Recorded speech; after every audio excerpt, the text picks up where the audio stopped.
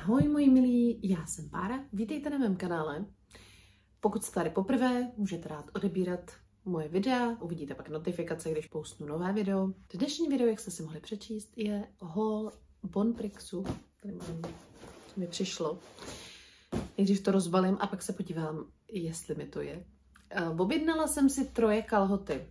Nejsem si úplně jistá, jak mi jako budou, jak mi padnou. U některých kalhotů totiž to je hit or miss, jak se říká, a protože prostě záleží na proporcích a na střihu. A každý máme jiné proporce a všechny střihy nebudou slušet našim proporcím. Takže jdeme se podívat, co jsem tam objednala. Takovýhle tmavý. Všechny jsem tady objednávala ve velikosti 46. Normálně mám velikost 44 teďkom, ale prostě někdy některé kalhoty tyhle jsou třeba docela stretchový. To se trošku obávám, jestli mi nebudou až moc jako takový jako volný, ale uvidíme. Třeba se budu divit, jak mě jsou akorát. A jsou to takový ty rozšířený, takže nevím, jak to bude vypadat na mě. Vyzkoušíme je. Další jsem objednala takový ty světlý denim. Ty jsou taky teda, jsou hodně široký teda, jako až moc široký, to se mi úplně nelíbí, nevím, co mě to popadlo, že jsem se je objednala. Uvidíme, jak to bude vypadat na mě. Pak jsem si objednala takový světlý, takový jako lněný, to jsou vlastně spíš letní. A jsou taky dost průhledný teda, jako hodně průhledný.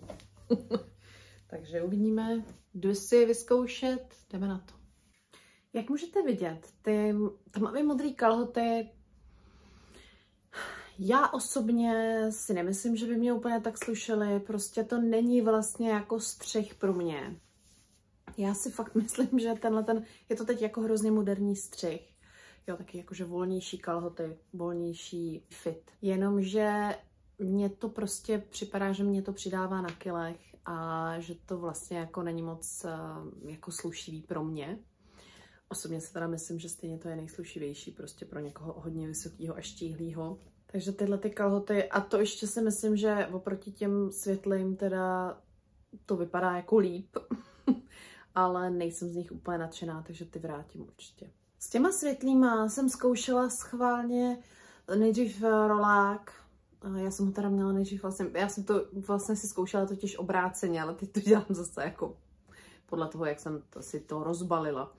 No a tak jsem to nejdřív zkoušela s takovým krémovým jako rolákem a to se mi úplně nezdálo stejně, takže jsem si k tomu vzala tohle bílý triko, to mám ráda, já mám ráda ten čtvercový výstřih, ten mi sluší. A snažila jsem se to nějak jako nastylovat i s tím bílým páskem, i s tím mým bílým kabátkem a stejně se mi to prostě nelíbí. Prostě to není můj styl. Chtěla jsem si to vlastně asi jako vyzkoušet, tak jsem si to vyzkoušela, jak vidíte, a mně to prostě nesedí, mně se to nelíbí. Fakt mi to připadá, tyhle ty ještě víc než ty tmavý vlastně jako i opticky teda zužujou, ale tyhle ty ne. A připadám si v nich prostě, jak když máme, já nevím, třeba 15-20 kg navíc, než mám ještě. A to nikdo nepotřebuje, pokud nemáš 40 kg z postelí. Jsem holka, krev a mlíko, mám nějaký kila navíc, to tak prostě je, ale nemusím se oblíkat tak, abych to ještě zdůrazňovala a abych to ještě víc jako přidávala. Takže pro mě tyhle ty kalhoty určitě ne. Já prostě nejsem přesvědčená, že by to bylo něco pro mě. No tyhle ty poslední bílý, ty jsou asi tak jako úplně nejlíp padnoucí mě. Možná je právě, že dobře, zrovna v těchto z těch bylo lepší jako sizing up, protože prostě jsou absolutně nepružný a je lepší, když se děje, anebo mírně i jako, že tak jako trošku spadnou, když to tak jako řeknu, než aby mě úplně jako obepínali nebo by tam dělali nějaký špek, to by se nikomu nelíbilo. A jak můžete vidět, tak když jsem to zkoušela stylovat s různýma jinýma věcma, jako jenom 2, tak to vypadá vlastně celkem fajn. Takže tyhle nad těma přemýšlím, jako, že to bych si ještě jako nechala, je to len, tak je to příjemný materiál, tak uvidím, to bych asi možná nechala. Tady vám dám ještě side by side, prostě aby byly vedle sebe, abyste to viděli. Ty rifle, který jsem si objednala a který mi teď přišly, zkoušela jsem si, a ty rifle, který už mám. a který nosím ráda, jsou mi pohodlný, cítím se v nich hezky. Je to samozřejmě právě že úplně jiný styl, ale právě vám chci ukázat, jak to vypadá i vedle sebe, že prostě s každým tím střihem vytvoříme vlastně jako jinou siluetu a teda jiný dojem, což je záměr většinou samozřejmě, nebo měl by být záměr podle toho, čeho chceme docílit a co chceme ukázat a co chceme zdůraznit a prostě. Takže ten outfit děláme tak, že prostě dáme dohromady věci, které k sobě nějak pasují, aby to vypadalo hezky.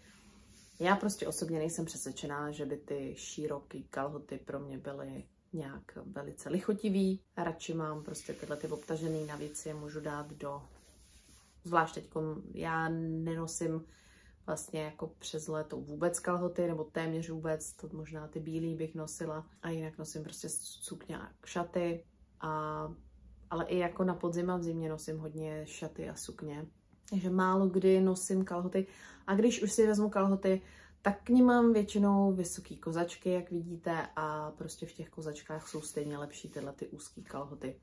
Vím, že už jsou jakože prej podle módy out a že jako už všechny, já nevím, stylisti říkají, že se to teď nenosí a si nosí, že je prostě tenhle ten trend. Já osobně, mě vlastně trendy nezajímají v tom smyslu, jako já jsem to fakt chtěla jakože si vyzkoušet, tak jsem si říkala, tak dám tomu ještě jakože šanci, uvidíme. Tak vidíte, prostě to není střih pro mě. Když už tak jako rovnej střih, jako rovný kalhoty a spíš jakože trošku obtažený, tak to jako jo, že to nemusí být úplně ty slimky, tyhle ty, co jste viděli, ale ne, nemůžou být takhle úplně rozšířený, mě to prostě nesedí. Jestli se to někomu líbí, tak to je super, mně osobně se to nelíbí, takže já to prostě nosit nechci a nebudu, takže to vracím. Ještě se musím rozmyslet nad těma bílejma, ale ty světlý i ty tmavý rifle, ty určitě vracím. A tady ještě můžete vidět jen tak v podstatě pro zajímavost věci, které už mám, jak hodně věcí se dá nakombinovat vlastně nějaký základní outfit a k tomu prostě přidáme jenom nějaký jiný svetr, jiný kozačky a máme z toho úplně jiný outfit, jako úplně to jinak vypadá, jinak to jiný dojem. Zase já jako mám moc ráda barvy, ráda nosím barvy, výrazný barvy navíc, ale musím si dávat pozor na tóny těch barev a to bychom měli všichni, protože jak už jsem to říkala i v nějakém jiném videu, barvy odráží vlastně, ten tón té barvy se nám odráží v obličeji, zvlášť pokud ho máme samozřejmě jako u obličeje. Jo. Takže když si dáme k obličeji barvu, která nelichotí naší barvy pleti, tak budeme vypadat unaveně, divně, nehezky, prostě budeme vypadat jakože prostě blbě.